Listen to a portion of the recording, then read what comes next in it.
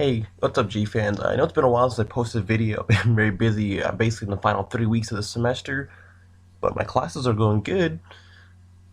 But with that aside, let's get to the 26th episode of Godzilla Dissection, and today I'm doing a very special movie, Godzilla vs. Mechagodzilla. No, I'm not talking about 2002 film, I'm not talking about the 1993 film, I'm talking about the original 1974 Godzilla vs. Mechagodzilla. And this one is basically a fan favorite, and yeah, it represents a lot of things with the show series on Godzilla franchise as a whole. It would break a whole lot of new ground, and it was a turning point in the series. Although a turning point that came, albeit a little too late, to save the original series. Of course, as people should know by now, this was the second to last film of the original series, which ended with the next film, Terror Mechagodzilla, in 1975. So, with that said, let's dive into this film.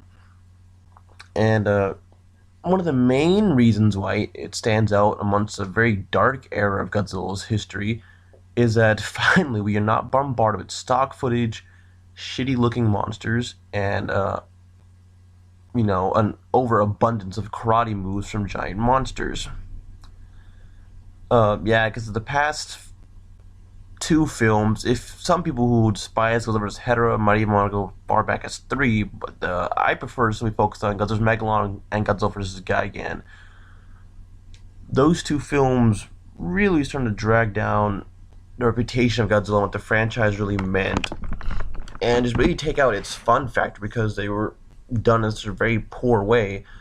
And I don't mean just special effects, but just in a lot of ways, like Godzilla vs. Megalon and Godzilla vs. Gigan, both of them take a long time to get to the main action to entertain you, and then meanwhile they show you a bunch of stock footage of the new monster running around, but like I said, it's stock footage, so it's just not that entertaining. Name something like Godzilla vs. Megalon, where almost everything was stock footage. It was just bad. However, this film, directed by Jun Fukuda, who had done several Godzilla movies at this point, he really got to shine here. He really did. Another thing that helps this movie out is just a much better story. It's definitely not super original because at the end of the day, this is still the storyline from Godzilla vs. Gigan, and I guess to a certain degree Godzilla vs. Megalon. At the end of the day, it's still aliens. However, though, it's still just done in a better way. For example, it's no longer cockroaches that are running the whole show.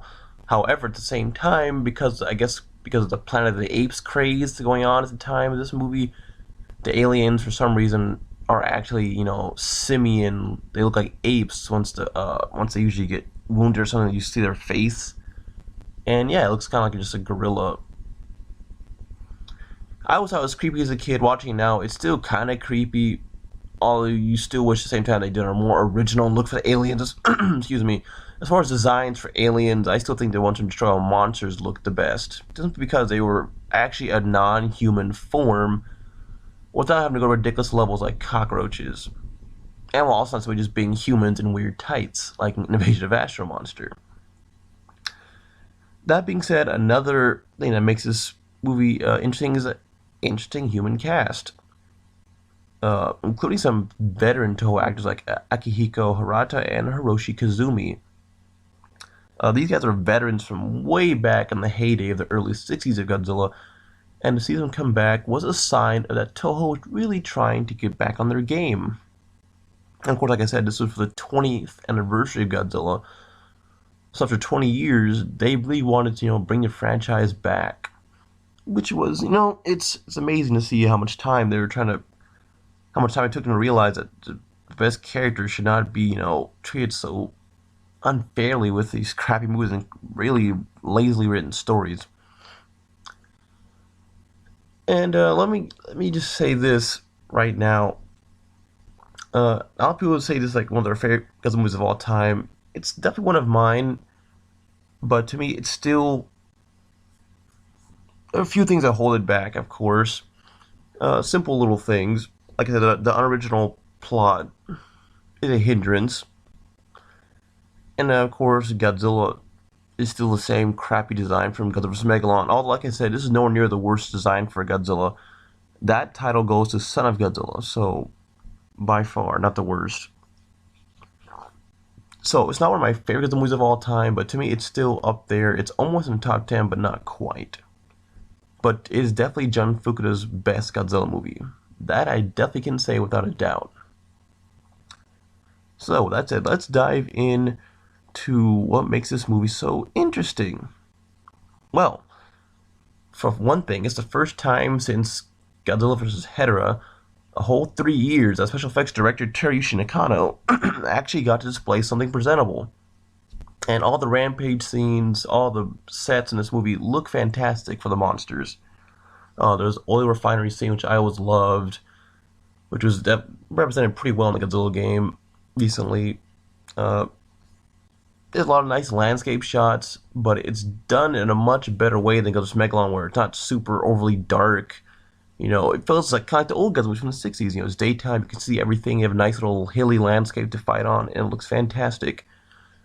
Teruyushi Nakano was a very good follow-up to Age of Tsuburaya, but he didn't really have a chance to shine until this movie and the next one. And then, of course, he'd really raised the game with Return of Godzilla in 1984.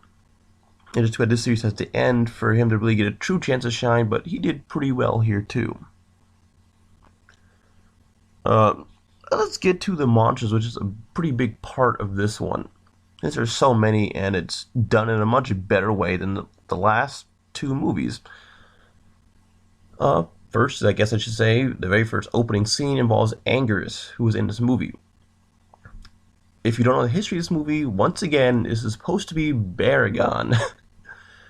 However, they once again, fucked him over.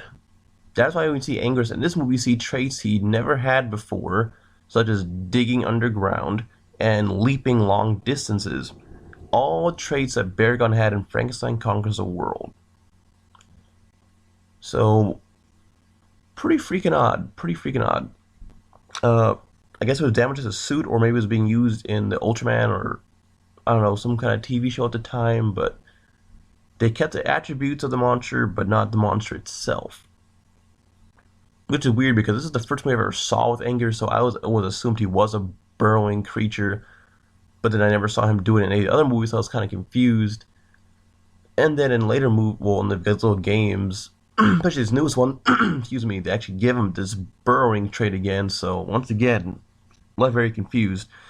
That's one of the best things I can say about Godzilla Final Wars. They at least, brung back, they gave him something original to do, with the whole little roll up into a ball and strike your opponent's thing. That was pretty cool, and for the most important thing, original, not just ripping off Baragon.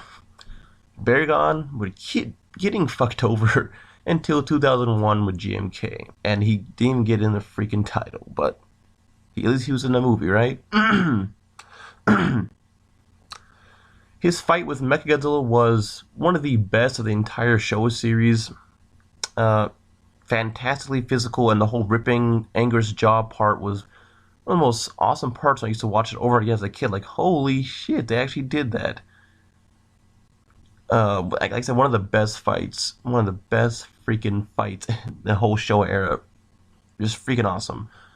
Which leads me to MechaGodzilla, the whole reason anyone could love this movie.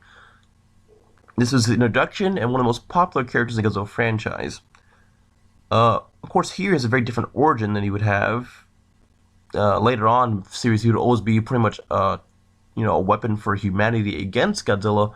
But here he is the antagonist. He was made by aliens from the third planet in the black hole, which someone also pointed out in my MechaGodzilla review. I finally understand what they mean now. I guess they're in a dying galaxy where the sun has become a black hole, so aliens are getting sucked towards it, which is why they come to Earth. There's usually some kind of tragic aspect they try and add to these aliens, but it's never really fully developed.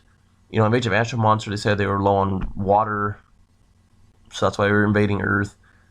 For monsters, I'm not sure if they gave a reason.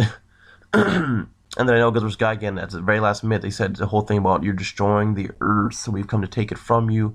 And then Godzilla's Megalon, they said that humans had destroyed some of their habitat with nuclear testing. So it's kind of the same thing, like I said, once again, not super original. The aliens are claiming to come here because they have to, but it's not really focused on. Moving past that point, though, MechaGodzilla is freaking awesome. I love the original design for MechaGodzilla. Some have called the tin can suit, and I guess compared to the new smooth-looking design, you could say that. But to me, it looks fantastic. It looks most like, and all the other versions fearsome. This one used to like frighten me as a kid. You know, it has those penetrating eyes, great look. I always loved the finger missiles. They're fantastic. The overall look of the suit is just freaking great. And to me, it's one of the best. I love the Heisei version of Mechagodzilla, but they could have emulated a bit of this into it. It would have been great. Which is ironic. You see the actual poster for Godzilla's Mechagodzilla 1993 film. He looks a lot more like the Showa incarnation of himself than he does in the actual movie, which is always odd to me. That being said, I love this version of Mechagodzilla, and for a monster who's just a robot, he has a personality to me, and that is, he's a brutal fighter. Anybody he fights, he basically kicks their ass, and just... Holy hell, he's one of the greatest opponents that Godzilla's ever faced to me. I mean, to me, Mechagodzilla's always been one of Godzilla's strongest foes, but that was one of the problems with me for me in the new Kiryu films. Mechagodzilla seemed kind of underpowered compared to Godzilla. I mean, for Christ's sake, Kiryu usually only take about one hit from Godzilla's hero without getting toppled over and being down for good without getting help from the humans. So this Mechagodzilla takes all that damage and more. It always usually takes some kind of help to bring him down. So if I had to think about it, he's basically one of the strongest opponents of the Showa era, alongside, King Ghidorah, Hedorah, and yeah, that's it really. I mean, Gigan was a worthy opponent because he was a brutal fighter also, but Godzilla could have easily whipped his ass really in single combat. But the humans also helped him on that one too, so to be fair. But yeah, I put him definitely in the top 4 Godzilla opponents, and definitely in the top 2. He was definitely did a lot more damage than Gigan did, or Hedorah for that matter.